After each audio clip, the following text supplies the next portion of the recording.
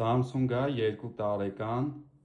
սերվիզից մոտեցել դիագնոստիկա են արել, ասել են պլատայի հետ կապված խնդիր ունենք, չեն կարող ներմուծել։ Մեզ մոտ վերանորոգում ենք ցանկացած խնդիր, ցանկացած մոդելի։ Այս պրոցեսորի հետ կապված խնդիր ունենք, ջերմություն ունենք 45 աստիճան։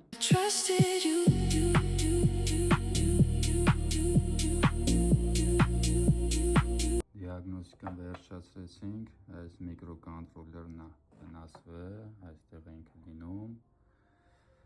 սենսորի էլի միկրոկոնտրոլերն է վնասվել,